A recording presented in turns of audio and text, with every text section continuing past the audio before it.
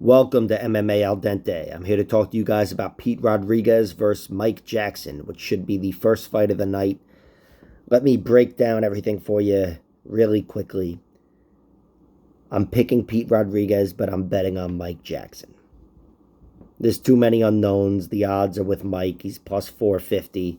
And Pete Rodriguez, even though he's 25 years old, seems to be a legitimate fighter, which I can't really say about Mike Jackson. He's been a UFC fighter for 6 years now, fights once every 4 years against somebody who's not good. There's always horse shit. He's a photographer showing up at UFC press conferences, which I get it. You got to make a living and whatever, but all it does is take away from the image that he's a fighter. And plus getting hit in the balls and going, oh, fuck. Oh, you motherfucker. Like, I'm trying to go viral right now. That's what that looked like to me. Like he was trying to go viral or something when he got hit in the balls by Dean Barry. It seems like he's not one of those guys who's biting down on his mouthpiece and going into Terminator mode, But whatever. I don't want to criticize him because he's done better than I would do in the UFC. But Pete Rodriguez seems like a legitimate fighter. And again, it's tough to gauge where he's at. He's only 4-1 now after his loss to Jack Della Maddalena. And Jack put him down and out. It was just a clear disparity in power and whatever. But Pete looked good up until he got knocked out.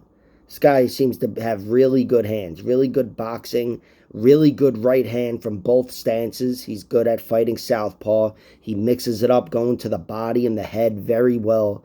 He just seems like he's definitely got good hands, and I take him seriously as a fighter, even though he's 4-1 and whatever. I don't take Mike Jackson seriously. Mike Jackson's a guy who, he's a striker. Took a Muay Thai bout in between his UFC fights a few years ago, but he's long and tall and fights like somebody who's better than he is. I think a lot of this like shoulder roll and shit and whatever, and moving around with the hands down, and it's like, and then he got tagged by Mickey Gall and dropped, and now he's almost 40 years old, and he was doing that against Dean Barry. Look, you're in no position to be shoulder rolling and doing this fucking horse shit. Just put your fucking hands up. This is it all just screams that he doesn't take it seriously, and that's why I'm gonna bet on him.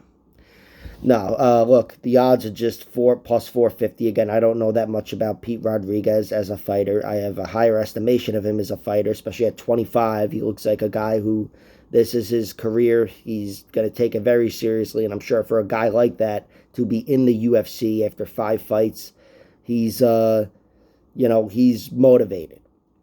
Mike Jackson, this just seems like something that the UFC is obligated to give him. And of course, with the Dean Barry victory, that was a victory. Mike Jackson is 1-1-0-1 in the UFC, but he clearly beat CM Punk. So you could argue he's 2-1. I never thought I'd be saying that, but either way, the UFC is probably looking to get rid of him. I know Dana White didn't like what he saw when Jackson fought CM Punk, which again, seemed like he was trying to go viral and whatever, instead of just being a real fighter and trying to put CM Punk away.